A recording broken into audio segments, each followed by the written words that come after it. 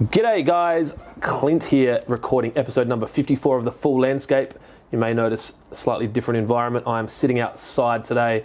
It is a beautiful day here in Adelaide, and due to the current restrictions in South Australia, we decided to record today's podcast outside. Today I am sitting down with Mark Ryan from InStyle Paving and Landscaping. I reached out to Mark on Instagram last year, I reckon. And we hooked up that we would look at doing this, or maybe it was early this year. Anyway, doesn't matter. The reason I reached out to him, he's in the landscaping industry, which is obviously where this podcast is targeted, but he also has just completed 12 months alcohol-free. And I thought it was a very interesting conversation to have for me personally, and especially for maybe some of you that have a dependency on alcohol that you're either acknowledging or not acknowledging. And just to get the insight from someone that's in your field, that's dealing with the same stresses and pressures that you are, that's managed to be able to remove alcohol from their life successfully and seem much happier for it. So sit back, relax and enjoy. And if you've got any questions about this podcast or any of the other podcasts, please feel free to reach out to me via DM. If you want to talk to Mark, he's very open to people getting in touch about landscaping or his journey with sobriety, and you can message him on his Instagram. We'll link it all up in the description, and that is it. Thanks.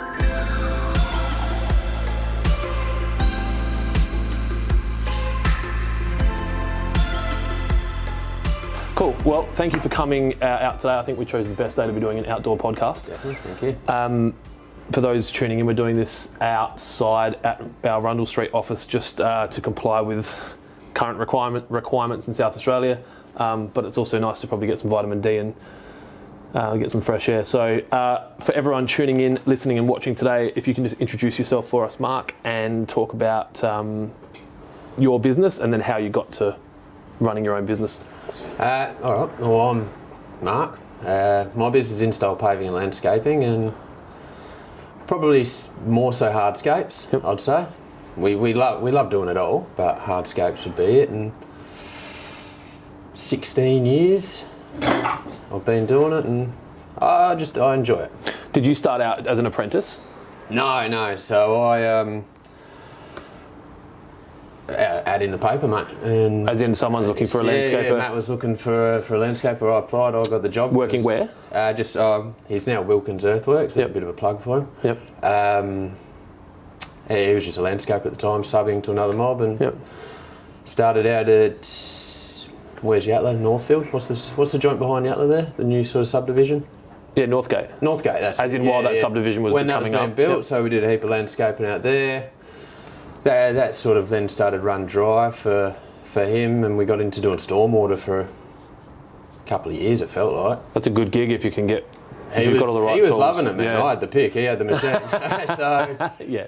And I just said to him one day, man, I was like, man, I signed up for a landscaper, bro. And he goes, you're going to hate it. Compared to this is, I think he was enjoying. Well, of course he was. All he had to do was pull a few levers and probably glue some pipe. Happy days. And then, we sort of moved on from the company he was contracting to at that point, and he started going back to the landscape game. Yep. I don't know, obviously there was background stuff with him and how he was running it. Yep. About a year, then doing that, back into the paving and learning it all. Thought I was learning it, and went on a trip with the missus up the east coast, and I sort of said to Matt, I'm going to start my own thing when I come back. You know, I'd have a couple of cashies here and there, as you do when you're young and keen and eager. Yep.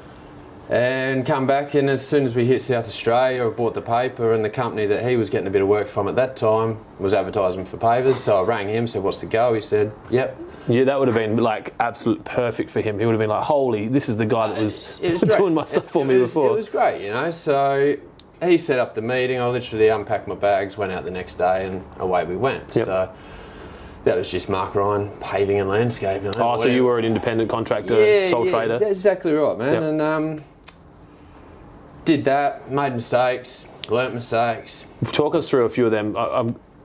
As far as structure concerns around your business setup, or are you just talking about the way you were doing jobs? That was a good one.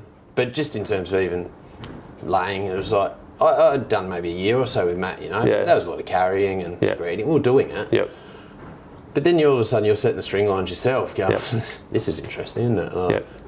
What did he do here, you know? And Or, you know, you lay a pattern, Yep. you get halfway down, you're like, oh, why did I start there? You rip it up. It's my time, my money, I learn. You know? I feel it's a good way to learn. You don't want to make mistakes, but you got two. There's two ways to from learn. it. Like you kind of need that. You know, you can either pay to go learn, or you can pay to go learn. I'm a hands-on. Yep. Me and a book, I've taken reading up, but I don't really learn from that aspect. If I do it, I'll stuff it up or redo it. I'll never forget it. It'll be a brain tattoo at that point. How tall are you? 6'4", so it's a great industry for a paver. It's like you're like, I just really love paving. I like to rip them up and do them again. It's fantastic. So yeah, that's, and then, you know, you hire a mate, they come on board, and you're having the time of your life. And those first 1, 2, and 3 are beautiful, aren't they? Like, it's great. It really is. So you have fun, and you make a bank. At that point, you're balling. Because there's no costs. Yeah, you don't have a warehouse, you don't have this, you don't have that. Yeah. So where do we go there? Then another that work, I didn't really enjoy the company as such that I was getting the work from there. And Matt had been hit by a car at this point, so he was not working there anymore either. So another company down south, Mick and Julie, with I reckon Toz Green Solutions now. I don't know if you another plug. They're fantastic people, man. Honestly, I don't see enough of them anymore. Well, geographically, it's funny, isn't it? If you live in the north, the south's so far away. Yeah. Well, I mean, Hills, I'm kind of that central point-ish, that south. But I was a subby to them, but I was as good as an employee, man. They treated me so well. So we did a lot of Hickenbotham work. You know, I've probably still got the contract. They've still probably got the contract doing it. I don't know, but that was another great learning. Boom, boom. Repetitive paving, 300 by 300, you know, just repetitive. And then, like, they were doing the landscape, so you're putting your Dahides in and your common plants, but you pick the tags up, you put them in your pocket, you learn. And I was getting paid as a contractor to do it anyway, so I was, again, making good money. I think then I got married. No, we bought a house first. And I sort of said to him, because come winter, you know, Hickeys send you out to Mount Barker. It's pretty shit through winter up there, and you have a day off here. And they were really good. Like I say, they were loyal. Like, they wouldn't pay for my employees to come in, but they would still be like, Mark, come in, helps with the factory. We'll go look at a job or something. So, man, that's fantastic to have as a subby. So I could still charge them an hourly to try and make bank. And I said, look, I've just bought a house. I need a bit more stability through those 3, 4, 5 months of the year. And then I hit up Pinnacle Pool Coping, which is gone. Mark down there. And that sort of led me into this pool coping game, which is, wow, that's developed over the last 10 years, you know, in methods and whatnot. So he just goes, I've got a few contractors, but I'll keep your name on board. And he rang me the next day and said, I got your first job. He then filled me up with work, man. And then you start meeting pool people, and then you realise, the first thing he said to me is like, mate, you charge no less than my product's worth to lay it. And I thought, shit, man, I'm going from like 18 something here. $18 a metre, like Hickey's work sort of thing. I should stop saying whoever it is, but I remember the $16, $18 square metre rates, and then you'd say that to anyone now, they're like, yeah. And then I'm going, bloody, mate, your product's $42 a metre at that point or something. You want me to charge that? And he goes, yeah, no less. All right. Yep. And I remember getting my first invoice come through. I was like, man, this is. But coping, you're not going to do as many square metres per hour. No, I'm talking more about the paving stuff after behind it. Jesus. So after sand lane. That was sand lane, mate. It was great. And then, you know, wet lay at that point, of course, this was all new to me. So, you know, you'd make your mortar mixes, you'd do your glue. Like, Mark was pretty finicky in the way he wanted his product to go down, and he just knew the pool, the installers, so they had their method. So he just said, this is how you do it. That's how we do it. Yep. Again, you know, brands and companies, some have overcomplicated the market, I believe, some haven't. You roll with the punches. So then we're at that point. Where are we now? And then. So you're still a contractor at that point. I kind of felt like I was. Yep. I think InStyle was a thing at that point. I probably registered a name. That took ages to think of a name too. That was hard work. It's an interesting dilemma. You see. We question it so much. Well, we watch it so much as well. Like I've been in the supply game in the landscaping industry for, I don't know, 16 or 18 far out years. Probably a similar amount of time that you've been in it. And you just see the new ones come through and you're like, oh yeah, that's creative. And then you see other ones, you're like, oh my God, you just took 4 other landscapers' businesses and mashed them together and made the name, you know. Blissful backyard. Whatever it be. But so I was all, so still Well, it was more of a business by that point, I felt. You know, How many staff did you have then? I've never really gone above 5. It's the most I've ever had, and that went to 4 within a day pretty quick. You talk to people that have gone from 6 to 12 to 22 back to 12 back to 6, and they will say, a lot that I talk to will say that you make the same amount of money at 6 than you do at 12 and 22. And I kind of believe that you make more money with me. 100%. If it was you plus one or two, you got someone to do a lot of grunt and someone to do a bit of carry, and you can leave the site and leave 2 working. Well, I guess that's their skipping forward to now in a way. So that's where I've always flirted, right, is those numbers, 1, 2s. Yep. I've always been hands-on, man. I lead my business from the front. Like, I'm not going to ask you to move that 13 tonne and then just go have a dart and watch you do it. Like, I've quit smoking now, but generally they'd roll me the dart and I'd keep pushing. I'd pay them to do little. So you're like Snoop Dogg, you got your own spliff roller. Yeah, well, honestly, one of the workers I've now re-employed, he goes, you used to pay me to roll a lot of smoke, so that's pretty bad. But I don't know, he's come back to work, man. Well, you do the best you can with your current level of knowledge, don't you? Like you do the best you do with what you know at the time. So, and I'm about having fun. I want a job site to be fun and enjoyable, and like I say, I'll leave from the front. I do find it hard to leave the guys at times to do it, but you have to feel guilt as well. Yeah, you do, and then you feel like their paycheck at the end of the day is their reward. But then you feel like, oh, come on, there's a cart and you did that. Let's go to the pub, I'll shout you a beer, let's do this, let's do that. Yeah, but what's your staff turnover like?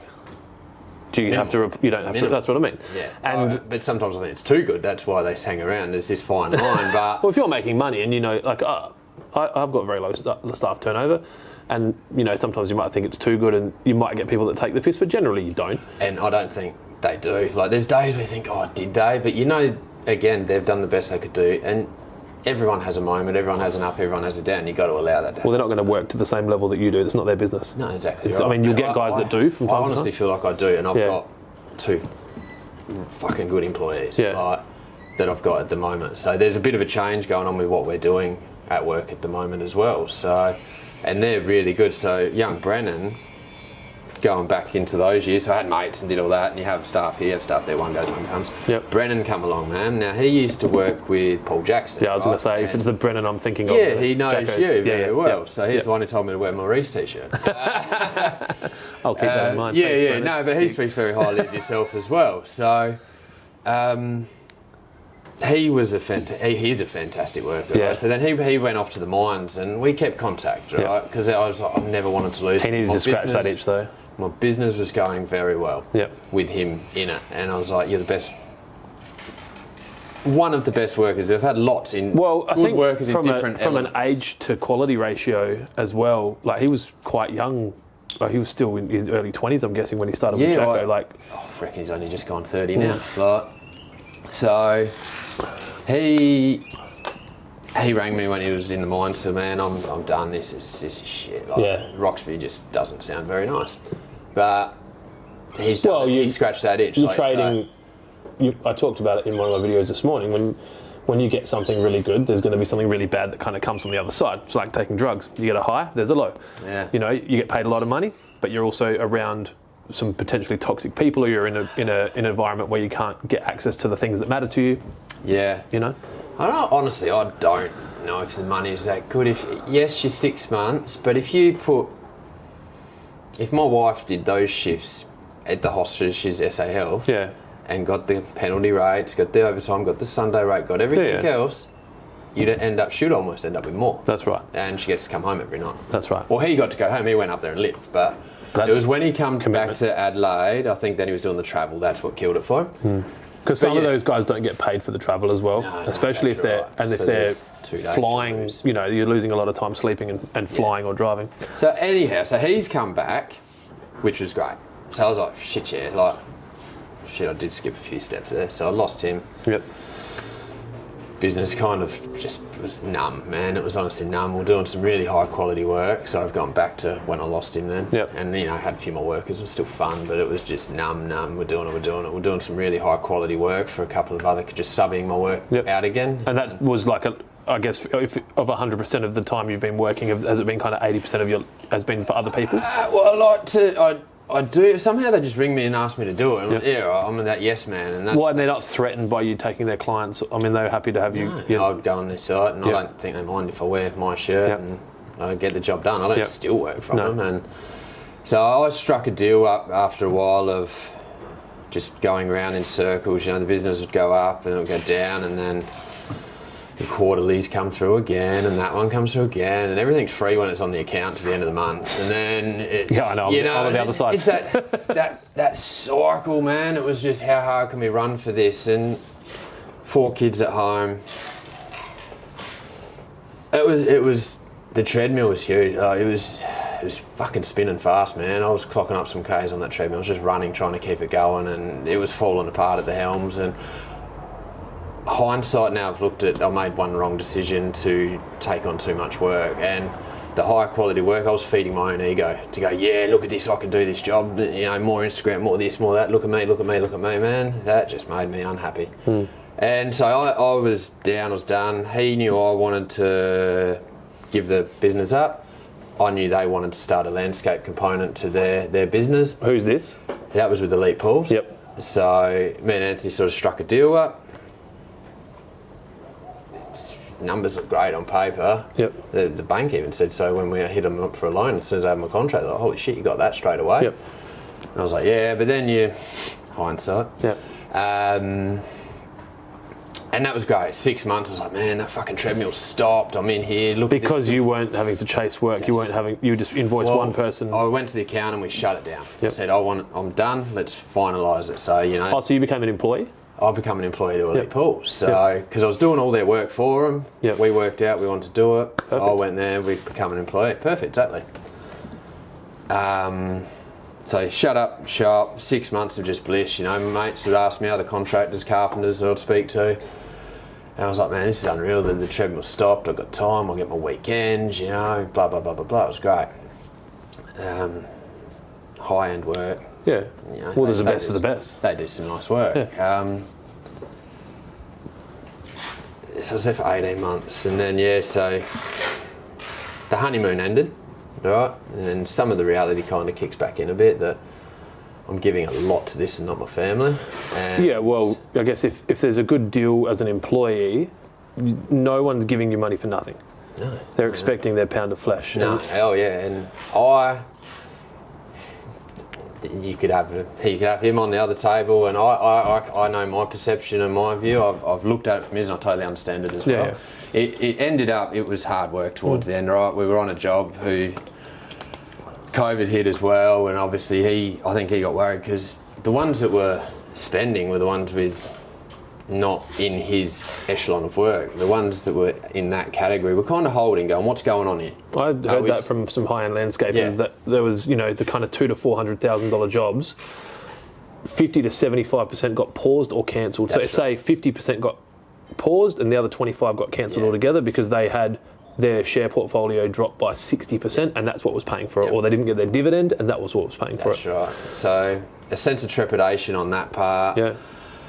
It wasn't an environment for me either, right? We're two totally different people, me, Anthony, and Rick, like the old man. And then even to do with the company, I think I also went in there as a business owner, not an employee, which is also a very hard hat to. It's a good hat to be able to wear in there, but it's a hard hat to also wear in there. Oh, I get it. Yeah. So look, it didn't pan out, right? So then the last 6 months, I just literally needed the ticket to go at the end of the day, and it come in that COVID sort of time. So that was a blessing. It was, and then we finished up, and we were on a job for one of the most lovely people. I still speak with him. I look after his garden still, and we still work on it. And I said, I'm not going to leave you high and dry with, some paving down and a few plants and a few ton in.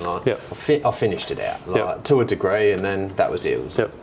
We'll just call tomorrow the last day, and so then InStyle started back up again. Had you shut the company down at that point, or it was just sitting there as a sleeping sole contract, sleeping ABN? So you just do $0 BAS statements for 18 months. I don't know what the accountant did, to be honest. That's what you're meant to do. That's what you're meant to do. Yeah. I got caught out with businesses that we kind of shut down, but didn't officially shut down. You just stop trading if you don't. You still need to do a $0 BAS statement, so you register that you didn't sell anything, that you didn't collect any tax, and anyway. Hopefully Peter covered that one.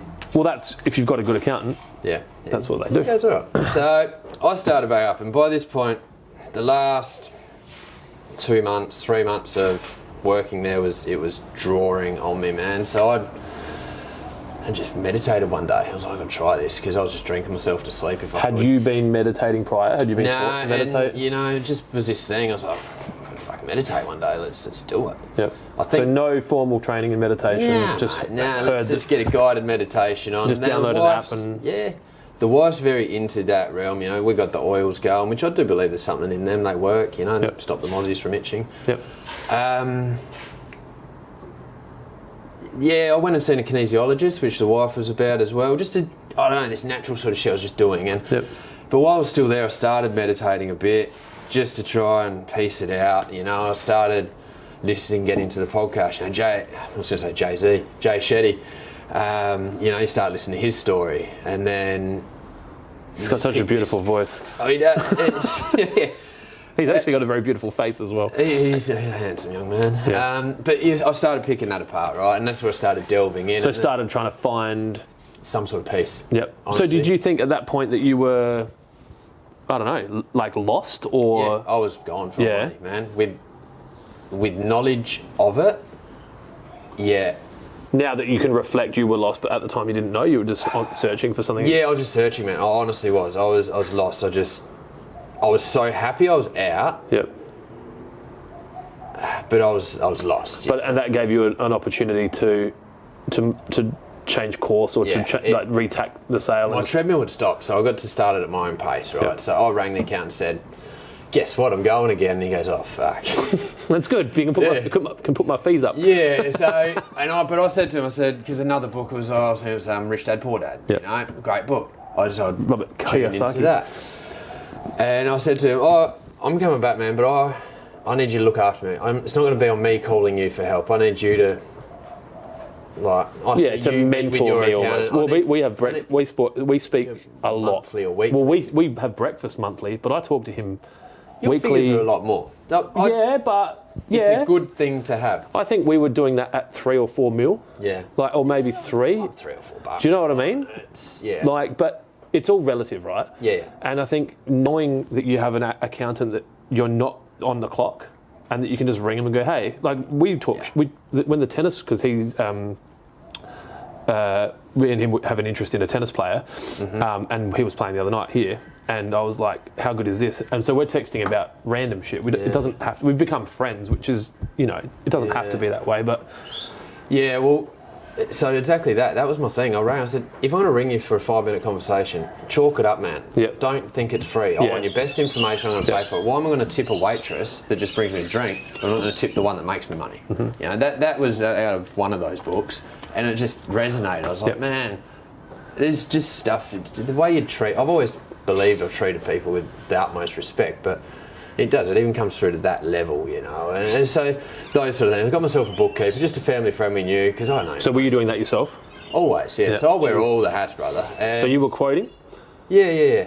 Running the jobs? Yeah. Buying the stuff? Ordering stock? Yeah. Entering bills? Still am. Entering invoices? Yeah. Invoicing clients? Yeah. Chasing money? Yeah. The whole lot? Chasing money. That's a pain, that one. Excuse me, can I get paid? It's disgusting that you should have to ask. It's annoying, but it's how it is. So yeah, I still do, but I've got the bookkeeper just to help me with Xero, because I'm not reconciled. What is that? I've got a grasp on it now. When it gets to the quarters, when it gets to the parts where I need the help, your hourly rate for your personal work should be higher than what you can pay a bookkeeper to do bookkeeping. So why would you do the bookkeeping? Yeah, and that's the thing. I mean, it's probably nice. I still sit with her to do it. Because you have to answer questions and, But it's nice to know that it's done properly and there wasn't a step missed. I think that's the part I enjoy with it. And then same with the accounting side. And it's not so much to make me money, it's if there's something I can do, I can claim for, something I missed. They're there to pick up the pieces, all right? And that's their profession, mate. Like, I'm going to lay their papers, he's going to do my books. That's how it should be. I'm doing a job for another mate who's a jeweller, and he's like, man, I'm going to have to get you to do some extra stuff. Because I can't be bothered. Now that's actually he's done some landscaping with us over the past. And he goes, I'm better off to make a ring. 100%. Probably a lot better off. A lot better off, it's exactly that. And that conversation we had just yesterday. That's an interesting someone that can make jewellery that chooses to landscape. I guess there's still that creative. But it's that creative side right, that you want to have, and it's his house. He wants to have a sense of feeling to it. But I think it's been a drawn out process through the COVID build and that. And I think he's just like, get this done. So yeah, so where are we? Yes, the business is back up and running, man. And I was by myself. I was solo, loving it, man. AirPods in. No staff, just back to myself. Just marketing, trailer. Yeah, you want this sleep at Wallbuilt? Cool. I'm going to be there Wednesday 8 o'clock because I'm going to drop my kids off to school. I'm going to make sure I get a coffee on the way. And your wife's working full time at this point? No, she's got a job. 4, I reckon. Yep. So half time. So less financial pressure on the whole family, but still you need to be working. Finally out of the maternity leave phase for now, and my twins. I've got twins who turned 5 2 to 3 days ago, and they're meant to start school this year. And my wife's been waiting for this day. Yeah, man. And then the government are just like, might just hold off on that. Yeah. You've enjoyed the last 8 weeks of school holidays. Yeah, here's another 2. Let's go 10. So, yeah, I mean, and I'll just come and build your world about, I'd get a solid 6-7 hours work done because you're getting more done. Yeah, that's the hard one with the staff because I believe they take burden off you physically to a degree. They do help, obviously, get meters down and stuff, but I was just picking and choosing my jobs, and I'll just do it. If you said to me, I've got 200 squares around my house to do, we're going to do my coping, can we plan on it?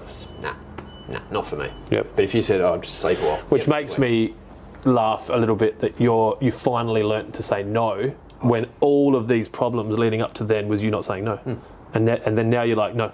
Yeah, and now I've bloody gone back into yes a little bit too. But it's such a strong word used properly. It's only a mistake if you don't learn from it, isn't it? Well, that's exactly right, man. And that's what it go by. You're saying yes all the time. Those mistakes, but in terms of that, like I've got other landscapers now ringing me for some really nice high-end work that I'll go in. Which is the trap you just described yourself getting caught in. Yep. But I'm going to go back to that solo now because Brendan's going to start his own business. Okay. All right, so he's in the process of building that up. Well, he can't have an account with us. He can stick it up his ass with his re-shirts. All right. Well, I gave him a re-shirt, so I reckon he'd be in very quickly, mate. No, that's good. No, I'll reach out to him. That's really cool. But so he's going to start to do that, which I think he's also in a It's the perfect time. It's the perfect time. And we're doing it. I want to do it harmoniously because if he's done his apprenticeship with Jacko and then worked under you, and he's now touching 30. Yeah, mate. His plant knowledge would be insane. Young Steve, our other labourer as well, that has come on board. They're also friends. So I got Steve back on board to help Brendan because I'd just bugger off halfway through the day because this is my business. I can just do whatever I want now. I'm a business owner. This is round 2, man. I'm a foot loose and throwing with my thumbs all the time. But I felt bad when I was like, you're starting a business, and what about Steve? Because I instantly just went, you felt guilt. I'm going back to myself. I was happy. You wanted him to have Steve. And I'm like, we can both use Steve. And I felt like I didn't want to use him as a chess piece either. So we sat down and spoke to Steve very logically about it. Brendan had spoken saying I'm more than happy to take him. And I think we're going to make it work hopefully quite harmoniously because the thing with Steve is we brought him over. It's like, well, actually, I don't want to use people like that. The reality, it happens. The commercial reality is Steve could have 25 jobs tomorrow. So he's going to be fine. I've said there is so much work, and toot my trumpet. He could pick and choose 100%. Like the landscaper you mentioned you saw the other day? Yeah. Bang, take him. Well, there's another one I'm trying to push that way, but he won't go. He wants to stay with you guys? No, another person out in the world. But there's there's a lot of high-end landscapers out there that look after their staff, that believe in quality work, that are licensed, that are insured, that have got, all that there. You're not, I guess, in the current economic climate, there is so much opportunity out there for landscapers. So I don't think they'd have a problem. But anyway. And that's it. So we're working it out with some of the sort of contacts and contracts that I had going. I've said, Brendan, you get these because pool coping's a no-brainer, man. It's so simple. So that's almost like his going away present. I'm just because he'll work bloody 24/7 if he could. So he's now weekends. He's just cashing up to buy himself the ute, start buying himself so he's not going to borrow to do it. And I've handed him this contract.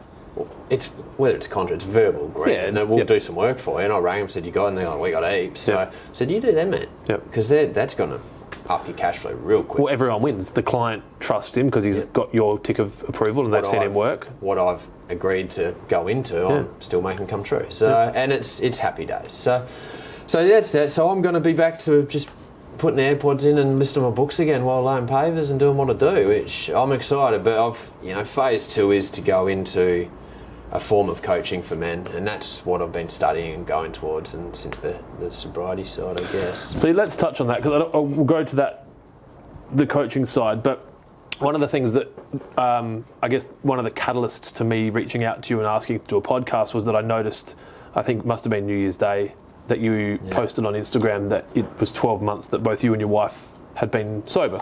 Yeah. And it's a topic that's very close to home for me.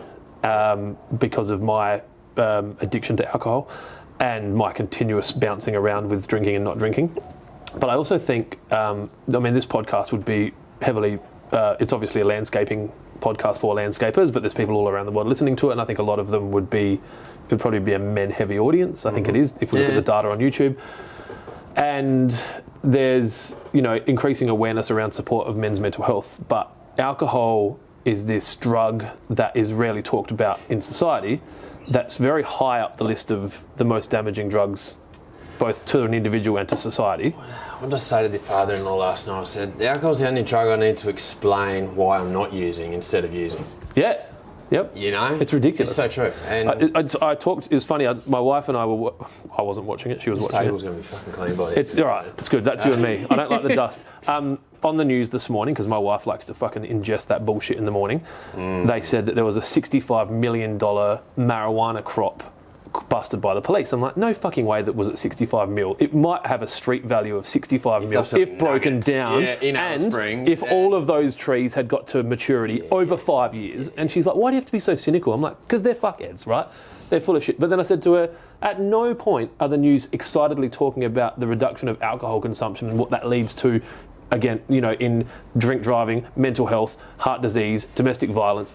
Anyway, so you were part of a very popular crew of men that run businesses and consume alcohol, right? Yeah. You were in the majority, not the minority. That's a reward for doing it, man. Well, the thing, you use the alcohol to deal with winning. So you win an award, let's have a drink. You lose a job, let's have a drink. It's a lovely day. It's a nice day. We should have some beers. Just laid some lawn. Should drink some beers. It's a cold day. Let's have some red. Yeah, so there's always this cultural thing. What was there a one moment that caused you to stop, or talk me through the process? If you're happy to talk about it. No, that's what I'm here, brother. It really is. Wife said to me leading into Christmas the other year, so 2020, yep. Bet you couldn't do a year sober, and pretty well I had a drink, saying fuck no. I had to have a drink to settle that thought down. I was like, it's just ridiculous, don't say that. And we would drink together, man. And what's annoying about women is they just, I'm not going to drink tonight, and there's a problem if I drink. That's always. Is she a drinker? Yeah. Was she a drinker? She's a quick drinker though. She'll smash her bottles and then go to bed, and I'm still stuck down there by myself. But no, my wife's fucking lovely. I couldn't do this without her. But she was a drinker, so we supported each other in it. She's stronger mindset than me, and she can go, nah, I'm not going to drink today. But it didn't take much for us to ring each other and say, you going to the bottle or me? Honestly, it didn't take much. Like you said, it's a nice day. Was there a point, look, I reckon I knew I was a full-blown pisshead and I had a problem 3-4 years before that point, so 2017, 2018, I woke up, so the other night I actually woke up and just started writing, and it just to release it. I wrote in there, I woke up one Christmas and I had to excuse myself from opening the presents to go throw up in the toilet. That's a moment you don't forget, or the wife. I've been there, I've been present, but I have not been present. Like that feeling where Bluey's got a bloody episode at the moment where they're dusty on the couch after New Year's. And I was like, that's so true. Like just mum and dad eating corn chips going, nah. It's just, man, my kid... And that's almost laughed at or shared as a like, haha, we're like that. It is. It's society. It's allowed. Your workers are better off to have a hangover than be sick. Oh, he's hungover, that's all right. He's sick. Come on, just come in, Like, well, not now, you might have COVID or something. But... So was there a moment? Look, no, I went to New Year's Eve that eve. We had the 4 kids, and I took my 15 beers and a bottle of vodka and a bottle of red, and we were home by 10. And I had a bit of vodka left, so I finished that and had another bottle of red. Everyone went to sleep, and I looked out the window, watched the fireworks going off down the coast. It's like, there's 2 of everyone. Yeah, and this is the thing, the days of happy drunk would go. I mean, the days of going to the Ed doing $5, 2 for $5 vodkas, then they close at 12, get to the TA till 3, and then walk home. Those days were gone. Fun, enjoyment, laughing with your friends. What's the song now? The drugs don't work, they just make me worse. Yeah, and the days of happiness had gone. The days of drinking had gone. The happiness is taken out of it. It really had, and it was just drinking to get drunk. And another thing I've worked out since I've walked away from it was there's Harm Zeros. You can buy them at the servo. There's alcohol-free beer. Well, obviously didn't like the taste of it that much because I'm not going, I miss beer. Like, you're a craft beer kind of guy. I was drinking a shitload of gin, and red's the one I do miss, but I was drinking vodka, Might as well just have an orange juice. Like, I was drinking to get drunk. Like, I was drinking, but I was a functional alcoholic. I'd wake up the next day, I'd put my hats on, I'd send an invoice. Well, you thought you were. Oh, and I think that's the interesting description that people say, I'm a functional alcoholic, and you're like, yeah, but are you motivated? Are you present? What will your kids say about you in 10 years, about the dad that you were this year? And they knew no different. Oh, I'm the same. My twins would not know me sober. Yeah, and I must admit, I love an afternoon nap, still do. I bloody really loved them then, and I love them even more now. But man, I'm there. Like, what? I love an afternoon nap. That's a hangover. That's after your sombreros, like you have a big log in there. Well, you think, like, I have this theory that if I sleep drunk, that I have 50% of the sleep. So if I have an 8-hour sleep, I've only slept for 4 hours, and I feel tired at 2. Yeah. You're stealing tomorrow's happiness in essence. Well, like I said before, if you've got up, energy, there's got to be a down. Yeah. So what I've found is I've been very vocal about it. I'm sober, I'm done, and I had people coming up. I've done a month, man. You can do it. Whatever. Have a drink with me. No, and then you get the ones that say, man, fucking good job. What you've done is nothing short. And then you have these people. I think a lot of people they've got the door closed to their subconscious, real close, because it comes out a bit like, how you doing? Like, what's going on? And sort of open the door, but no, shut that down because Mark's gone and that conversation's finished. I think where I got to was I wanted to leave that door open. I wanted to fight everything that was in there and just say, if I'm going to tell myself I'm going to do something, if I'm going to commit to writing it on paper, and still, again, there was nothing. I got up New Year's Day, probably watched Bluey on the couch with the kids, but I just wrote down sober for 12 months. My wife didn't ask me to do it, no one asked me, and then I wrote save 20k. They go hand in hand, don't they? And then it was go for a run and other sort of stuff. And I'd committed it there, I'd put it out there, it was down. It was on Did paper. you communicate that back with your wife? Yeah, she seen me right, she's like, well, alright. And she was then like, I'll do it too? Yeah, so she's like, let's do it. Was it easier for her than you? I think she's going to cave before me. And like, the year's done and I don't look at going back. And neither does she. Yep. But there was a few points there. She's like, geez, a little gin on the balcony would be good, like. But she's got control. I've got no control. I have that. The reason I ask, my wife's very, very similar. Would happily not drink if it was me saying I'm not drinking, and has done that. We've done multiple 60 to 90 day periods. Yep. I've never been able to extend it longer than that because I fall off, and then like she can do it and it's no stress. Is that because you've done it now, so you get to 60 and you go, can't do 61? It becomes habitual to get to potentially. The 60 I think it had never been serious enough for me. Like, I haven't really committed to anything now, but I'm not drinking now. And it's not something that... So I had planned to, I had a conversation with Celeste December 7, roughly. Yeah. Where I drank really heavily on the 5th, which was her birthday. And I was increasingly becoming frustrated by things that were happening around me, and I was being short-tempered. And but you were being frustrating too. Yeah, and she was like, I think you need to stop drinking. And we'd had the conversation a few times before. I think the first real one was January 30. It was our wedding anniversary, and I had a really bad anxiety attack. This is 2021. And we'd been out eating and drinking and stayed in a hotel, and then I just had this fucked anxiety attack, and I'd been having anxiety a lot. And she goes, do you think maybe you should stop drinking? And I was like, yeah, maybe. So I just stopped for 2 months and started getting better. And at the time, I was getting some NLP therapy with Jodie initially, and then Tony Everard she took over, and I was doing a lot of stuff, some timeline therapy, and I don't have any deep memory of the alcohol going away, but you know what I mean? You understand, I don't need to explain it to you. Yeah. And then December 7, she's like, I think it got to a point where she never said it, but I could tell it was like, if you don't stop drinking, this relationship's not going to continue. And I've never said that publicly, but it was very much how it felt. And then I think 21st, 22nd, I was like, I don't want to be told not to drink. Like, I want to be able to choose not to drink. So you felt that because you knew that. That's where I go with that. Which bit? You felt that it was going to end because you knew, if I keep doing this, I'm being a dick. Well, it's not sustainable. There's 100 different, I mean, there's not 100. There's probably 5 really key reasons. One, I talk a big game, and there's no way I'm going to achieve what I want to achieve in business and in life without removing alcohol from my life. Who do you model of success? Where are you? Look, Gary V would be a massive one. Yep. There's a few guys I follow on. If I was to watch YouTube videos a little bit, I've been watching a lot of Ryan Serhant, who's a real estate agent in New York. Yeah. Don't think he drinks. Alex Harmozy, who's he was a gym. He built gyms in the US. Yep. He doesn't drink. So.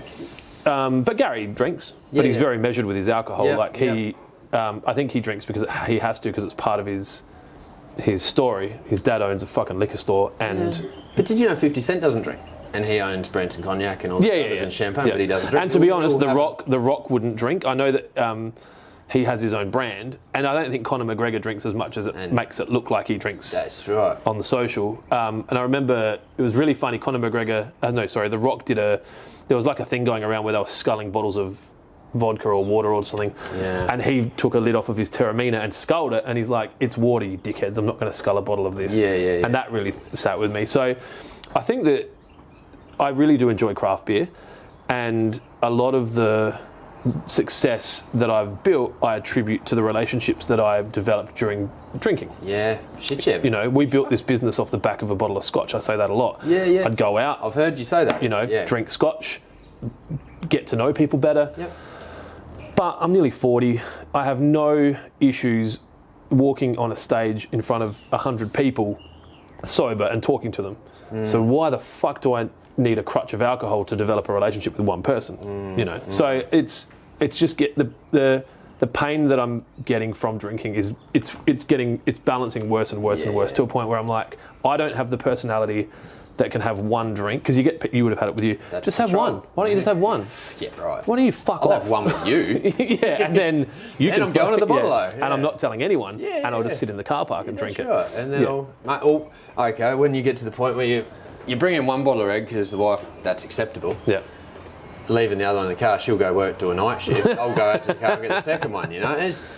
I'm hiding it from myself to bring into the wife that wouldn't leave me on the back of that bottle, but I know resonating somewhere in me is starting to feel shame about it. I'm bringing 2 bottles in on a Monday night. Like, Monday's meant to be the good day. Tuesday was usually a good day. Well, I just didn't bring. I was buying $500 to $700 a week of craft beer. Oh, mate, they're $10 a beer. They're ridiculous. And up. That's a low. That's if you buy direct. Yeah, that's a.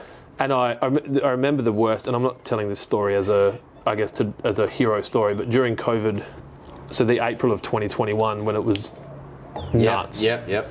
I was drinking 20 to 30 standard drinks a day for probably the whole month. Yeah. And it just became this kind of... Well, that's what two of those craft beer stubbies basically. I'd drive through the Ed and get a 4-pack, and there's 12 standard drinks. That's where I seen them the first time, and I was like, what is this shit? $15?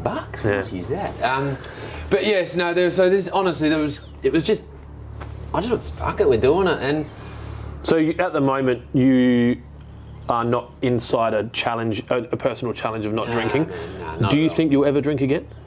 It's a tough one. So I've just come back from Galway last week, and my personal challenge has disappeared, and I could have sat there, and I don't think I actually thought of it, but there was one point. So I did think about it at one point. I thought, fuck, I'm gonna just go get shit faced tonight. And I just thought of getting shit faced, not having a beer. I've got no control still. Yeah. That's me. You're not ready, but you probably won't ever have control. I don't think I will, you know. I've always said if I was a heroin addict, I'd be bloody good at it. I'd just be good. I've got that addictive personality. It's funny that you say that, because this is where the junkies do heroin, right where we're sitting. Well. Like, we had to put cameras up because you'd find needles in the garden bed and shit. Yeah, okay. So, yeah, like, at least if you do want to become a heroin addict, you've got a safe space. I can come in. All right, I'll get your car parked. I can introduce you to a few guys and gals. Excellent. I'm the same, and I worry about that as well for myself if I was exposed to other drugs, what that would look like. And, you know, like, we've lived a younger life, been there, done that, and, you know, had some bloody good nights that have gone into days that have, you know... Yep. 2 to 3 days, one night, whatever it is. When you're young, and like the wife, she hates like her and drugs. Man, she's worked at the QEH emergency ward, brother, and she doesn't do the drug thing, which has been poignant to my life, I think. But alcohol's acceptable. How old's your oldest child? So 10, 8, 7 tomorrow, 6 in a couple of weeks. So most of them would be able to have an honest conversation with you about alcohol. They'd be alert enough, like 8, 9, 10 kind of. You know what's really cool, man, was when, well, not really, the first part's not really cool, when you go out to their play, because they're my kids, so they love wheelbarrows, shoveling, it's the backyard, you try and make it look nice and it gets dug up. And they've got cans, like they got my empty 4Xs or my middies, and you're like, it's a pretty shit fatherly moment right there. Yeah. But they emulate what they see. But when you come in and you got one pretending to meditate on the couch, you go, shit, we made a good change here. Or they're doing push-ups with me. We've made a because they can. Because we've made a all the kids can do push-ups. So yeah, it's amazing, man. Like, well, it's interesting. You see that like on monkey bars, the amount of strength, power to weight that a child has, and we just lose that. Yeah. There's that video, I think, when you do your work safe white card thing and they show a baby picking up a box. It's just the perfect technique. That's all they know. Even I remember watching my kids sit and watch TV and their posture was perfect. I'm like, when did we, I mean, I lost it here, but when did we lose that? Like, the hunched you know, in. because it's not taught. Well, that's another thing, like, so whether it's the NLP side or just stuff I've listened to and heard is stand up, put your shoulders back. That was Jordan Peterson. And which is...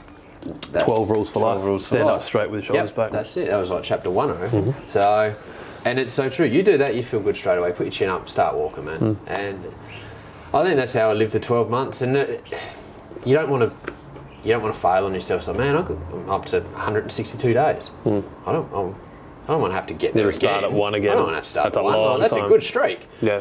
So it's going to happen one day. I guarantee I'm going to have a vodka somewhere. I'm going to have a beer with someone. Well, you don't have to. It's going to happen. Does it have to though? I don't know. I'll probably want to have one day, but To test yourself? I don't know. That's what I mean. I just don't know. Because I don't. It doesn't have to happen, exactly. I don't see the benefit, and this is coming from an alcoholic, but why? Yeah. Do you know what I mean? Like, what? Just to prove that you can, but then who cares?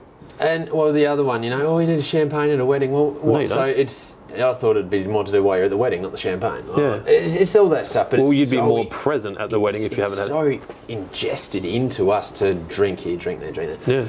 So look, to be the leper in the community, I was more than happy with it. I think like you'll to put my back become against it. less and less the majority as the years go by, and This I is think what I wanted to be today. the generation below us are more conscious of their health. There's more information around. There's more information. Obviously, there's a lot of information that gets held back because of the people that benefit from the information being held back. And I would say that alcohol companies and the government that benefit from the alcohol companies selling alcohol, they don't want to talk about this too much. No. So, but the generation below us are getting their information from other sources. It's there, isn't it? Unless it gets deleted. Well, you look at TikTok. There's a lot of information on TikTok now that's not on Instagram and Facebook. Yeah. And there'll be another platform in 2 years, and there'll be another platform in 4 years, and they become more woke or more aware. It always have to put a label towards something, but it's just called living, I reckon. It's just doing it to the best you can every day, isn't it? And I honestly, I still wake up tired, but I've started, so Robin Sharma, he's been a huge one. I love it. Yeah, I see you doing some trainings. So on yeah, he Instagram. just had a course come up, just convenient. I was like, bang, let's do this. $37 online course. It's the cheapest one I've ever done. Yep. And I just did some more this morning. But he's all 5 a.m. club. That's what he's about, you know. And it is. You wake up with the day. Like my wife will either be at the gym at 5 or I'll walk the dog. Like we'll work it out. And we're very similar. Start the day. When you've got kids, it's kind of that 5 till 6:30 is really all you've got. Yeah. Or 4:30. Yeah. Depending. That's 5's good with. I've got a massive mental roadblock around waking up with a number of 4 in front of it. That's dirty. Like that's wrong. It's just like, but if you go to bed at 9:30. Yeah, but see, once again with kids, you can't. And like by the time you finally get your kids to sleep, our kids all go to sleep by 7:30. Yeah, but then you get 2 hours with your wife. Yeah. Still somewhat stimulated. Yep. Then you got to have some downtime. So you grab a book in bed. So you got half hour reading. You're at 10. Yep. And then you got this conversation we're going to have running through your head last night. What am I going to say? Opening with, I was going to wear a wreath shirt. It's probably not a good start. Another shameless plug for a shameless company. There you go. God. Don't need to go into it. So, I guess I want to be able to bring as much value to the audience as possible. Obviously, sobriety in your life has made some changes, and I want you to talk about that. I want to be very clear and say that not everyone has a problem with alcohol, and there's plenty of people that are quite genuinely functional human beings that can have alcohol as part of their life, similar to social media, and turn it off when they don't need it and turn it back on when they do need it. Bloody jealous of those people. Right? It was just the reality. Willpower. You know? Whatever it is. There's a I don't know what the study is, but there's something in our brains that other people don't have, where you just can't turn it off, and that you have to have a quarter of a bottle of rum to get to sleep after drinking 10 beers. Because you're like, I might not be drunk enough. This happened to me Saturday night. This is completely unnecessary. I'd stopped drinking this year because I was like, so I stopped it in December, and then I fell off again, and then I had a beer on Thursday with a mate, and I was like, I feel all right. Like I had 3 beers, I think, which is probably 10 standard drinks. And then I was like, okay, maybe I can just do this occasionally. Friday, did it again. Saturday, I remember the last 4 drinks I had were all 11% cans of beer. So close to 2 bottles of red wine, equivalent alcohol in 4 small cans of beer. And I was fucked. And I woke up and just felt like shit. And I've only come back today, right? Like I was fucked. My body was fucked. And I was like, it's just not worth it anymore. I wasn't even with anyone. Yeah, well, that was my thing. I was on the couch because she'd do night shift, or even if she didn't, I'd be on the couch, you know, playing some kick-ass music, you know, sending Snapchats, look, this song, like they give a fuck. Like, it's just Mark's drunk on the couch again. And then if something goes wrong, you can't go to the hospital, you can't do anything, like you know, and you don't think about that because you don't know nothing will go wrong. It hasn't gone wrong for the last 2 years, 5 years, 10 years. What if someone wanted to stop drinking? If someone felt like they were struggling with it, what's your advice? To know they can. Without getting too airy-fairy. Look, I would almost say go day by day, go hour by hour, or half day by half day. Like, honestly, and I've never been to Alcoholics Anonymous, but I believe that's they just take one day at a time. Same as goal setting, man. There's no point in saying I'm going to earn $1 million. You need to earn $10 first. You know, break. So you need to get through that first day. So you start your streak. You know what I mean? That's where I think that it was. So you got a number down. So I did Monday. That's good. Did Tuesday. That was always an easy day. I've done hump day now. Work at one day. Where I am, man, I've just poured concrete. Concrete is drink piss. We'd have this carton on tap before the truck was there, you know, because concreting today, we drink piss. You get through one concrete pour. I've done that now sober, you know. So then I almost had to reset, do everything sober. And that became a challenge in itself, you know. I've got to get past the Ed, because I'll just turn down that street. He's like, my car still does it, or whatever. You just turn in. It's like, why am I down here? And I did that. Honestly, man, I did. I just turned. I was like, fuck's sake. And it's the 1%ers, man. It's just doing the 1%ers and doing them consistently, and that's what leads to a big end goal. And I think if you are going to fall off, that's fine. People do it, but never spend more than 2 days off. I think that's what they say about gym is that if you're going to have a break, never do more than 2 days. Like, get back on and start your streak again. Know that you're capable. And I found it in, like I say, once I started discovering the podcast, the books, and David Goggins. You ever heard of him? Yeah, man, I love you. Try running. Push-up challenge he put up the other day. God damn. I'm currently 118 kilos. Doing a push-up for me is a hefty push-up. I'm all right. I can do probably 10 or 15 push-ups in a row if it's the first thing I do. But I laugh when you said that, because I used to run, and I miss running, and I want to start running again. But listening to David Goggins' book and going running, and you know how you'd be like, I'm just going to run, micro goals. I'll just run to the bin. I'll just run to the tree. And then you got him like, I had broken fucking shins. Fucking taped them up every day. Like, if you're fucking complaining, you need to shut the fuck up. And so he got me through a pretty fucking brutal part, and it clicked one day in the swimming pool. So I was jumping in the pool at one point. Your pool? Nah, that's empty. I'm just broke into other people's pools. 5 years. And down at Marion, just jump in.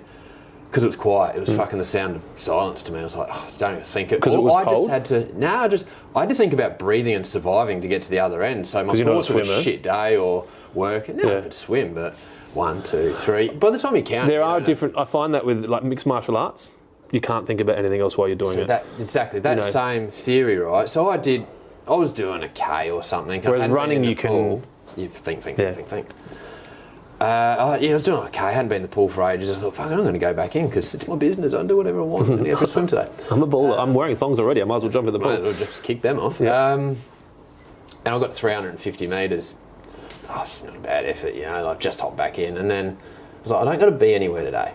Right? You're in the pool? I had nothing else to do. I booked the pool for an hour because COVID, you got to book it for your hours. And then old Goggins comes in going 40% rule. Your body will tell you at 40% that you're done, and just keep swimming. So I got out at 1.4k, man. Like, I just kept going until they said your hour's up. Yep. And I was like, fuck, it's so... You reserve where you want to top out, where your mind tells you to top out, compared to what you're physically capable of doing. Vastly different, you know. So that would, I guess, if you try and install that into some sort of alcohol, I don't know if you've ever given up darts, or if someone that's looking at giving up smoking gives up darts. I quit with a full pouch in my glove box, and I tell this story because I think it was the accessibility of it took away from by the time I drove to the servo, when I was, fuck this, I'm getting a durry, drive to the servo, by the time you're there you don't want it, but you've gone to the effort to go there. When they're in your glove box, it's there. So I'm like, well, I can have it, I'm pissed off, go get the durry. Well, if I'm still angry for 5 minutes, I'll go have it. Where I think when you physically drive somewhere to get it, like if I was to drive to... Well, you just make it harder for yourself. In a way, my cupboard, so when I come back balling with my own business again, I was like, man, I'm going to drink the fine wine. So the Ed did a good clean skin, but I was, bugger this, I'm going to start drinking the nicer stuff. So my cupboard is still full of gin, red wine.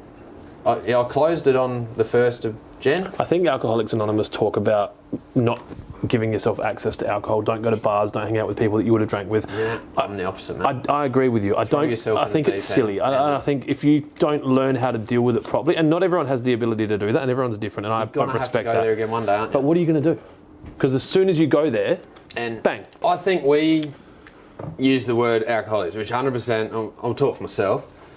I say I am. But then there are other alcoholics that are alcoholics. You can say, yeah, you probably should stay away from a bar for a month. Like, there's probably that next level one, Where I talk with the functioning ones that can run a business, you're successful. And I think put yourself, young Brennan, he actually come back from that New Year's break as well. So I'm going to do January sober. I was like, I'm going to do a year. Of course you fucking know. But I had that's awesome.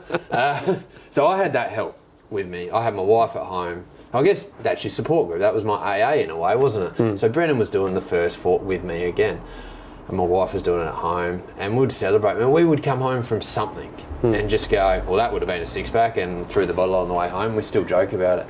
Man, when a childcare Christmas party becomes a six-pack event, what's wrong? Well, that was I remember going to my kid's kindergarten concert, and I said to Celeste, we're allowed to bring alcohol? And she's like, why the fuck would you take alcohol? I'm like, because it's after 5. Yeah, pretty well. And it's after 12. I worked out a very good way. I just sculled 2 beers and then stuck one in the fucking pusher, and Yeah, we would have it, but I seem to be the break. I don't think we were allowed to have it. Everyone out of their bags comes. It's like, well, Mark had to be the one that. And the problem is, most of them don't have a drinking problem. They're the ones that have got their Pickaloo, and they bought for this special occasion. Like you talked before about 15 beers. I don't want to run out. No, you go and prep, man. What do imagine that you've had 20 standard drinks and you're off your face and you've got no beer left. Yeah, come on, man. Nights I'm still standing, aren't I? Or sitting, or whatever I'm doing. Well, you think you are. I'm still, eyes are open. So look, people just need to know they can, and I think the hardest one is it's bombarded into us through advertising, through like influencers, and it's friggin' hard to get a good juice, man. Another plug's the Juice Institute up in Blackwood, man. They do a bloody good juice. I think there's one in the city, maybe. And I don't know if they're a franchise or not, but Juice Republic or... They do a great juice, and like to find... So then you're telling clients, I'm sober, because they go, oh, we'll get your carton, well done, thanks. Oh, no, just drink, get me a juice. You think I'll get a juice? So now I'm thinking I'll just take the cartons and stack them up and give them away as presents. Well, you can use them as chips. Yeah. The funny thing with the juice thing as well, you'll go there and you'll be like, $9 for a fucking juice, and you're like, you just paid $16 for a beer, you dickhead. Yeah, man. Well, I get my 6-pack of juices, and it's $60 or whatever. What do you juice cleanse or you just have them? Tasty, man. Like, so I had one this morning. Have my coffees, have a juice. It's good for you. So I've started. My body's my temple. It's what gets me around. All that sort of. How long did you smoke for? Crap. Diaries.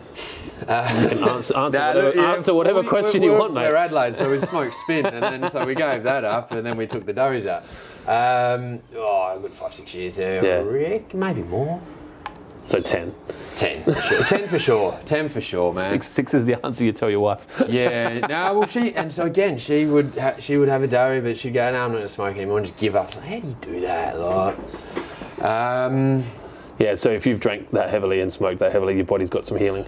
It does, and your cracks on your tongue, you heard like the Chinese medicine with the cracks, so your sides, your liver, and the centres, your lungs or something, or one or the other. And so if you stick your tongue out and look at it. I used to poke my tongue out, and I remember it was, it looked like a bad road. Yeah. Right? And it's honestly, it's healed like that. And so then that. Well, your body can heal a lot of things. Yeah, exactly. So I believe that's where we're at now, and I kind of just treat it like that. And I have no need to go back. I think you said it before, it serves no purpose to me. It really doesn't. So, what's the, did you use NLP? Obviously you've done some NLP study. Did you have, what first exposed you to NLP?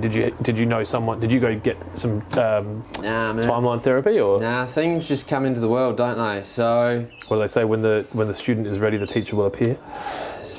You rang, didn't you? Like, things come, brother. And NLP was a word I didn't even know what it meant. Yep. I thought NLP was Waterpro or something like that. You know what I mean? It's a national pump, something I was looking it up, going, what's this NLP? She's like, it's this neurolinguistics. Who told you about it? My wife started. The kinesiologist I went and seen had done it, and like my wife loves that realm, so she'd heard and seen other people do it and whatnot. Yep. And she goes, that's what I think you should do. So I just started Googling to do it. I was like, what am I actually doing? I was like, it's a lot of money, this, that, and everything. So then we shut down as well. I'd sort of rung Peter. So I did NLP Adelaide. I'd rung Peter and, I'd like to. It's a lot of money. And we just got shut down, man, for COVID. I should have realised he does NLP. So he rang back 3 days later and goes, now that you've had time to calm, do you want to do it? You know you're not meant to use this against me, you arseholes. Yeah, so I was like, well, there's your cash, let's go. And I love, it's like if you have a sales training company that convince you to sign up and then you're like, all right, I'm comfortable with this.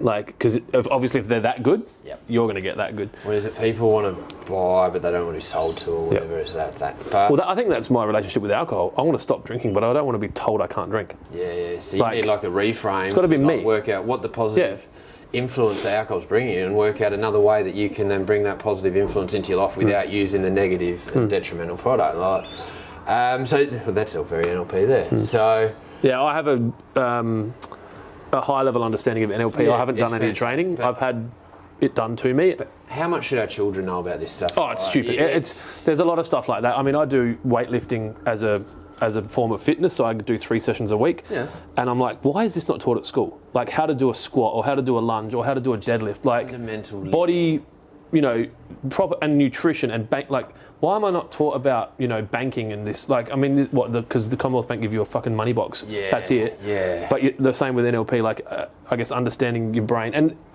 the answer is money. There's no other main reason. Yeah. But, all right, so then I even go to the schooling side, and I think, why don't... Because I was in a classroom with 6 people, and we all said after like an hour, probably a bit more, our children need to hear this. So we all just were like, kids, this should be taught. One of them was a teacher, they'd done a bit already, but it was just the fundamental... And you think, so at what point does the children's history lessons change to realise that computers now history, the start of a computer. You don't need to do it. Yeah, that's right. But the schooling that they get taught is the same as what we got taught, man. But life's changed. Yeah. You don't need to remember all this stuff. You can search it now. Exactly. Like it's life a different skills. way of living, but the way that children are being taught isn't different. Well, because it's too big a ship to turn. Right, and it all comes from government, right? So there's no so the government are busy trying to become the next elected, whatever. They're going to be too concerned about changing curriculum. I mean, curriculum does change, and I'm not deeply across it, but I'm not deeply across it. And there's someone watching that going, "You dick." Yeah, like we've been fighting to change this for whatever, but we use iPads, not pencils now, man. I've used NLP techniques with my children. I haven't done formal training, but I've got a relationship with obviously an NLP. I don't know, she's a master to bring it home. Well, because I've had at least 8 of my staff, I think 6 or 8, do breakthroughs, which we pay for as part of our whatever, making sure our staff are happy. Have you done it? No. I was going to ask what you thought of it. And I reckon from the staff that have done it, if it's 6, 5 of them had life-changing results and are happier for it, and then 1 either didn't take it seriously enough or just tried to do it to tick a societal box internally and go, I've done it now, and didn't actually do it. Yeah, and he had a lot deeper issues. And that's the scary thing. Once you open that door, there's a lot down there. And I don't think he really wanted to open up too much. I've done 1 breakthrough, I think. Yeah. And then Matt, who's the general manager, has done his first level, so probably what you've done. Practitioner. And then one of my other staff, Reedy, who's 21, has done his practitioner off his own back. Yes, and that's what's great. Like, because the hypnosis and the timeline therapy that we also are certified in to do now, I find this so hard because it is just, you need the strength in your mind to do it. You know, like to be able to walk someone back through their timeline, you need to want to do it. Like, it's a hard thing to walk out of there to go, so I can now teach this. I wouldn't use not teach it. Do you know what I mean? No. I'm consciously choosing people with 15 years experience that have done hundreds of clients. I want them to have, like I said to my guys this morning, just because you have a driver's license doesn't mean you know how to drive a car. Yeah, mate, 100%. So you're going to take time to develop and hone your skills. And this is where you get your 1s and 2s off the chalkboard. I'm back to paving a driveway, a simple driveway. I'm back to, but what's been funny off the back of Instagram, I've had a good friend that, you walk separate paths, but you Snapchat each other, and that's about it. Ring me and say, man, what are you doing? I need help. See, and this is perfect, because then you can get some runs on the board. Exactly, they're the runs you get. And I'll target a few. There's a few that you're aware of asking a few bigger questions of you, so you think, I'll just target them, but then ask for honest feedback as well. Say, I want to help you. This isn't for me. I want to do it for you, but at the same time, I'm getting a lot out of this. So that's where. Will you charge? I think you have to. Yeah. But not full total. No, it's enough to make them take it seriously. Without putting an investment in, why would they bother? That's right. Go, if they. I think that's the case for anything free. People will just be like, well, it was free, so it doesn't matter. We had dinner, and I paid for dinner or something. Like, that's not an investment. No. So I think there'll be a financial exchange. So then they've got some investment to go. Well, it's Friday. I've got to catch up with Mark. And I'm not going to cancel anything that I was going to do. And it will start to install and put itself in. Do you think will this be a side hustle until it overtakes landscaping? Is this something that you want to do long term? 100%, man. Landscaping's, it's rude, isn't it? But it's boring now. Like, I feel that I've done it on the back of Elite. We've touched some fucking, you rate them monetarily, right? Or if that's a word.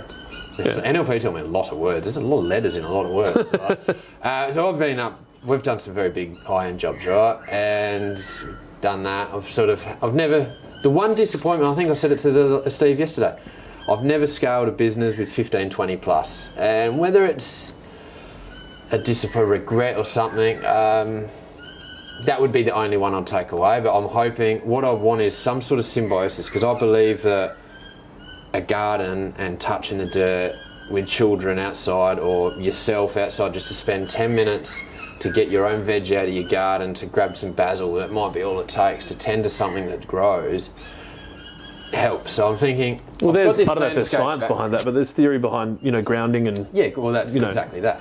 So I'm hoping that my dream, my goal, my vision is a garden with a hut, I guess you'd call it, at the back. I want a fire with a billy on it to have a cup of tea.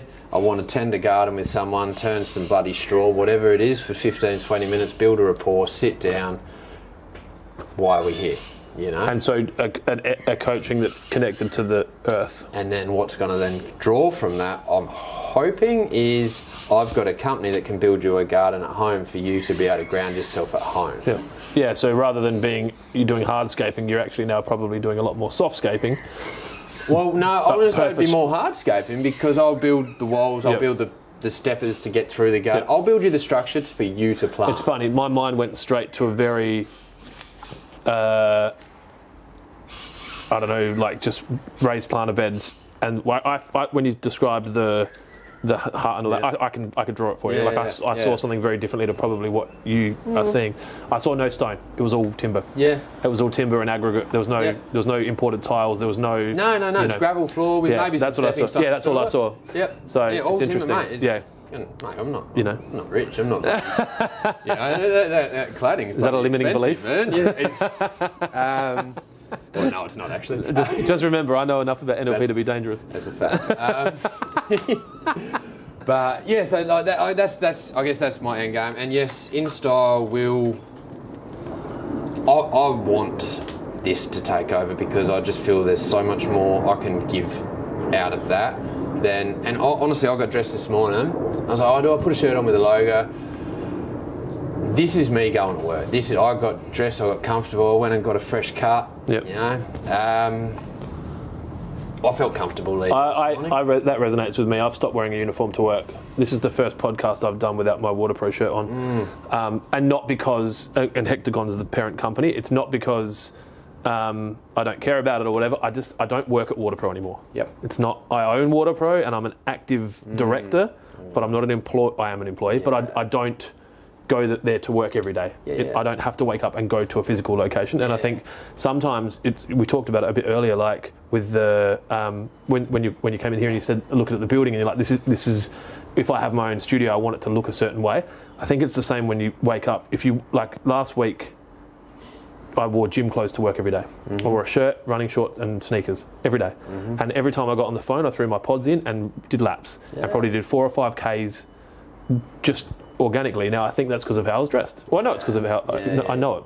Yep. So if you dress a certain way, you feel as much as it's a bit not pretentious, but it's not like you're not trying to fake it till you make it. You're just trying to set the tone for the day, I think. Yeah. Well, I went to work in my grubby clothes because I listened to Cold Chisel. I smashed piss.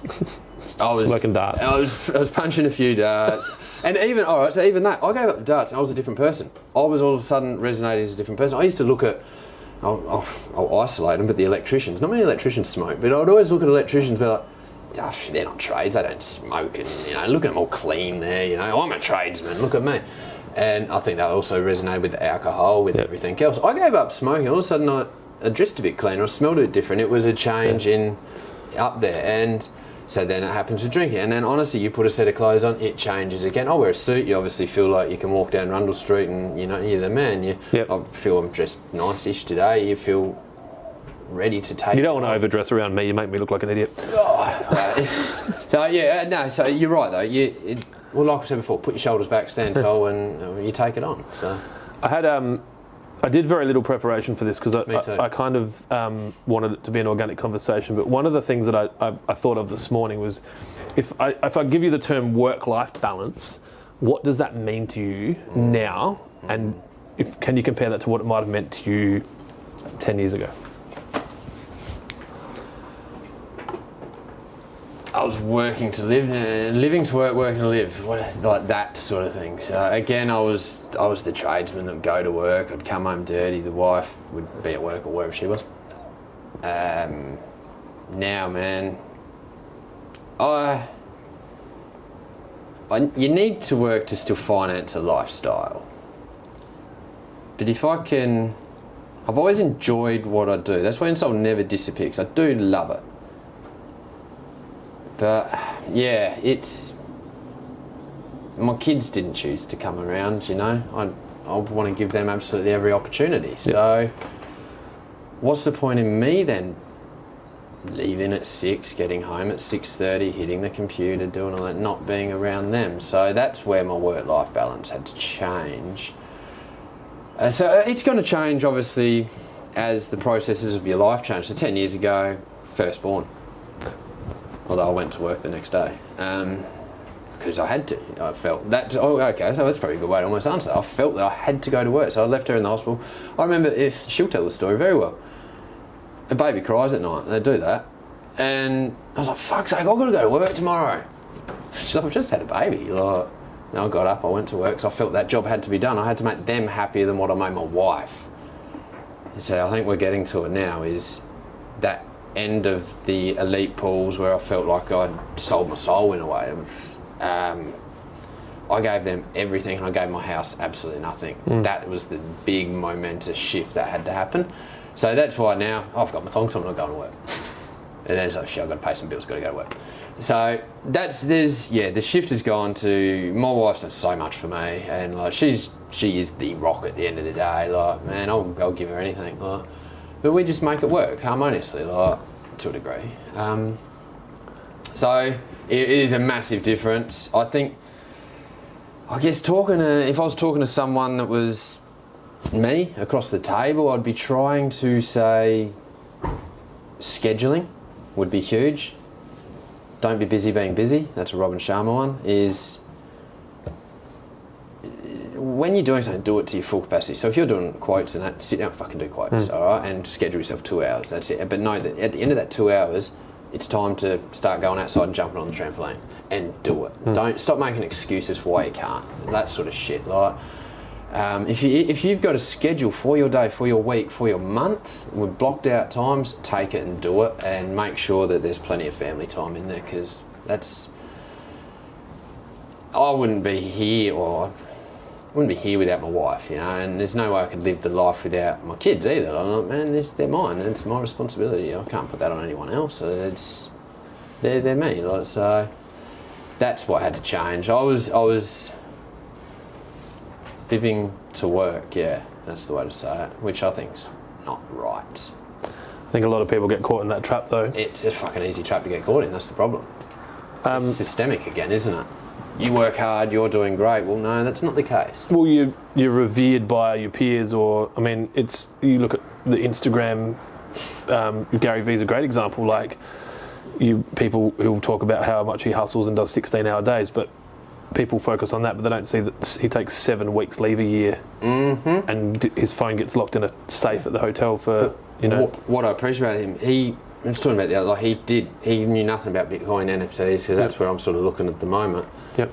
He took 50 hours to study it, or whatever it was, and I dedicated that hours to learning it. Yep. There's no point in doing half an hour here, 10 minutes. No, I did the same. I've been trading for how long? Since probably April last year. I've got a decent chunk of NFTs. Probably $20,000 or $30,000 worth of NFTs. Yeah, wow. Like, I just don't understand. I'm like, if you're mining something, you need a shovel. Like, me and computers do not. Yeah.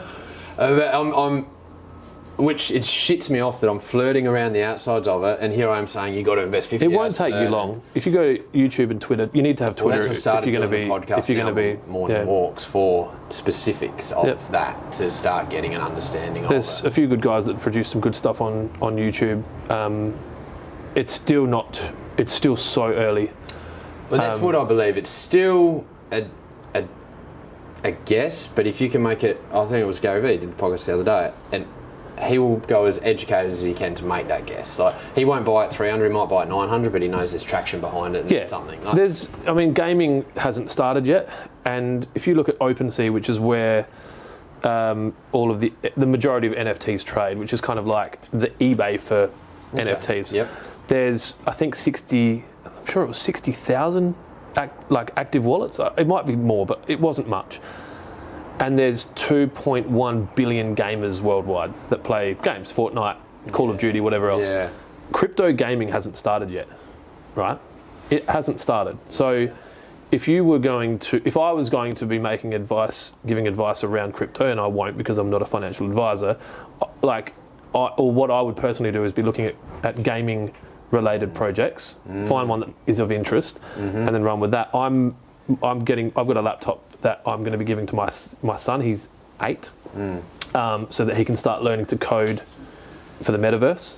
So I'll get him set up so that he can start. He's interested. This is not something that I've pushed on him. I asked him if he was interested in doing it. It's like golf, isn't it? But no, I'm not like that. And he's an elite athletic human being. He can play basketball and baseball very well. He can hit a golf ball very well. And I think he's 5 now. My 5-year-old can too. And you understand. I don't push them onto it. Like they want to do something, they do it. If they don't, but if they commit to a season, they play the season. Yeah. So I don't force them to go train or whatever else, but they have to go. You got to support your team. You've signed up. Yeah, and they understand that. And I said to him, "Do you want to learn to code?" He's like, "Yeah." And I said it in passing. And then the next day, he's like, "When am I going to do this?" And I'm like, "I promise you soon. I just have to get a new computer for me, and then you can have mine." Wow. And then again, I said to Celeste, my wife, Jack's interested in learning to code. I'm looking at getting him to understand coding for the metaverse, so that he can start building gaming, so he can sell assets in the sandbox or Decentraland, which are metaverse games. So he might build a dog or a car or a T-shirt, and then sell them on the market. Sell that, aren't you? And I shit you not, he will earn more money than me and her before he's 15. Yeah, I hear this. Girl sold a rock or something. But if he chooses to stop doing it, I don't care. Yeah. But we're in a position where I can give him the opportunities to do it. He needs to understand the world. I don't understand these parents that are like, I don't want them touching computers. They're not speaking to people. Like the reality is, they will have a computer in their brain, or their kids will. Yeah, and I'm not that parent, but I am. Like, we've got Xboxes, and that's broken, and the Switch is bloody broken too. If you don't create balance for your children, I find they go nuts. Yeah, well, they need to understand to use it because it's their world. But if they're doing 8 to 10 hours a day on gaming, and I've had my son do that, they are a different human being that night. Yeah. And they're challenging, and they argue with you, and they fight. Whereas if I can get them to have 3 hours, and then we go swimming because we've got a pool, or we take them to the skate park, or we go outside and play basketball, or they go running. None of my kids are overweight; they're all healthy weight, so they're not overeating. If I can keep them moving, they get enough interaction on that. But the reality is, what world do you think we're moving into? So I'll talk to you more about NFTs and crypto off. You know a bit, yeah. Well, but nothing. But yeah, that's I've made some stupid mistakes. To me, that was extremely knowledgeable conversation, and you're sitting there going, "That's." I don't know. I haven't spent any time on it for months. I've been running my companies. But still, that's more than what you knew. But if I get time, I'll watch a YouTube video about that. I won't sit there and listen to fucking Koshi and whoever the fuck's on the other side of that talk about how the whole world's dying and we're all going to fucking melt in a house fire. Like, I'm concentrating my energies on learning stuff that's going to make my life better and the people around me that I care about not worse. Yep. So, if anyone, I've got no more questions. If there's anything, I don't know if there's anything you want to close on. You haven't written a book you want to sell or anything lately? No. If people want to get in touch with you for landscaping, InStyle Paving, Instagram. Yeah, that's got the phone number and that on there. But just don't offer you any jobs that you don't want. Pretty well. No, the phone just rings, man. You know how it is. Yep. So, yeah, that's the best way. Instagram, I guess, to get the phone number. And then if people wanted to talk more about sobriety, I guess that'd be. Are you open to them reaching out to you? Honestly, I'd love that. Yep. That was probably the token that got me here. Even if they don't want to engage in NLP work or whatever, just to have someone to talk to. Just a flick a message. Just to go, how did you handle this? Exactly, man. I'm more than open to it, and a message doesn't take long to write back to a phone call. Like I say, I got the AirPods in most of the time. So. Do an audio. And just reach out to Instagram, because there will be obviously some sort of other business company, whatever it's and you can share that on Instagram. But that just hasn't come yet, and it's a building set of traction for it. So it's getting those ones and twos. And, yeah. So that's wicked, man. Thank you so much for coming. I appreciate it. I really appreciate it. It's really nice doing this outside. Yeah. If anyone wants to get in touch with Mark, as he's just said, reach out to him via Instagram. He's very approachable. I did it, and now he's here. Thanks, man. InStyle Paving, not gardens. Oh, sorry, InStyle Paving. Otherwise, you end up in Victoria. We'll link it up in the in the comments. In the description for all of the wherever you watch or listen to this podcast. Yep. Thanks again, man. I appreciate it. Thank you.